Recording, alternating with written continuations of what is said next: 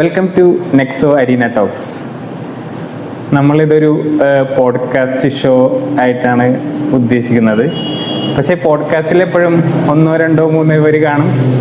പക്ഷേ എൻ്റെ ഇപ്പോൾ കൂടെ കുറേ പേരുണ്ടെങ്കിലും അവർ എന്നേക്കാളും ഇൻട്രോവേർട്ടുകളും മുന്നിലേക്ക് വരാൻ മടിയുള്ളത് കാരണം ഞാൻ അവർക്ക് വേണ്ടി ഒരു വേക്കൻ്റ് ഇട്ടിട്ട് ഞാനിപ്പോൾ ഒറ്റയ്ക്ക് പോഡ്കാസ്റ്റ് തുടങ്ങിയാണ്.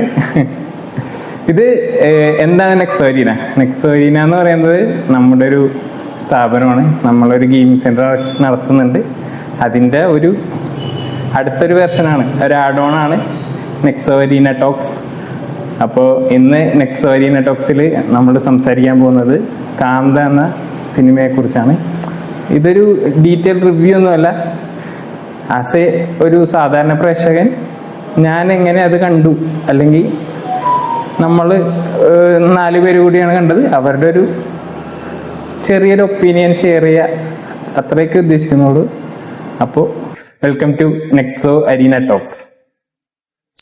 അപ്പൊ കാന്ത മൂവി ശരിക്കും ഞാൻ ഇന്നാണ് റിലീസ് എന്ന് പോലും അറിഞ്ഞിരുന്നില്ല. ഇന്നലെ നമ്മുടെ ഇതിന്റെ ആർക്കിടെക്ചറും നമ്മുടെ കസിനായിട്ടുള്ള അർജുൻ ബ്രോ പറഞ്ഞപ്പോഴാണ് കാന്ത ഇന്ന് റിലീസാണെന്ന് അറിഞ്ഞത്. അപ്പൊ നമ്മള് ഇമ്മീഡിയറ്റ് ആയിട്ട് കാണാൻ തീരുമാനിച്ചു. അങ്ങനെ ഇന്ന് നമ്മുടെ സ്ഥലം നോർത്ത് പറവൂരാണ്, അവിടെ ഷഫാസ് തിയേറ്ററിൽ പോയാണ് ഉള്ളത്.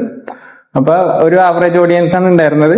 അപ്പൊ പടത്തെ കുറിച്ച് പറയാനാണെങ്കിൽ ദുൽഖറിന്റെ ഒരു ടോപ്പ് ക്വാളിറ്റി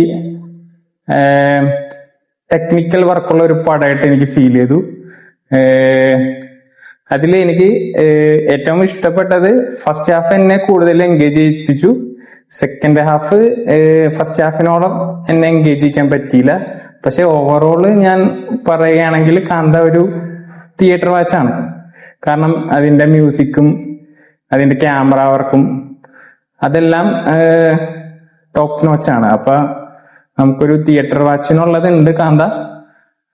പിന്നെ ദുൽഖറിന്റെ നല്ല പ്രകടനം, പിന്നെ കൂടെ അഭിനയിച്ചവരുടെ നല്ല പ്രകടനം. എല്ലാവരുടെയും പേരൊന്നും എനിക്കറിയില്ല, എനിക്കത് ഞാൻ അങ്ങനെയൊന്നും ഓർക്കല്ല. ഞാനൊരു ഓൺഗോയിൽ പോവാണ്.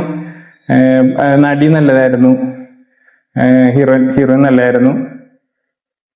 ഓവറോൾ എനിക്ക് തിയേറ്റർ വാച്ച് വർത്തിയായിട്ട് തോന്നിയ ഒരു പടമാണ്. എന്നാലും അത് ഭയങ്കര സൂപ്പർ പടം അങ്ങനെ പറയാനും പറ്റില്ല. നമ്മൾ കണ്ടത് തമിഴ് വെർഷനാണ്. ഞാൻ വിചാരിച്ചു മലയാളം ഉണ്ടാവുമെന്ന് വിചാരിച്ചാണ് പോയത്, പക്ഷെ തമിഴ് വെർഷനാണ് കണ്ടത്. പക്ഷെ ഒറിജിനലി തമിഴ് വെർഷനാണെന്ന് തോന്നുന്നു. അപ്പൊ തമിഴ് കണ്ടത് ബെറ്റർ ആണെന്നാണ് എനിക്ക് തോന്നിയത്. കാരണം അതിന്റെ ഒരു ഒതന്റിസിറ്റിയിൽ നമുക്ക് കാണാൻ പറ്റി. പിന്നെ സമുദ്രക്കനിയും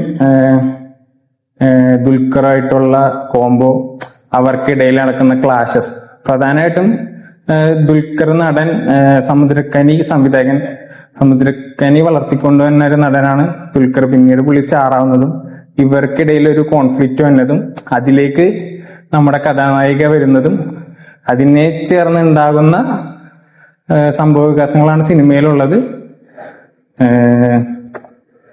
ഓവറോൾ നമുക്ക് തിയേറ്ററിൽ പോയിരുന്നിട്ട് ബോറടിക്കാതെ കാണാൻ പറ്റിയ നല്ലൊരു മികച്ച പടമായിട്ട് തോന്നി.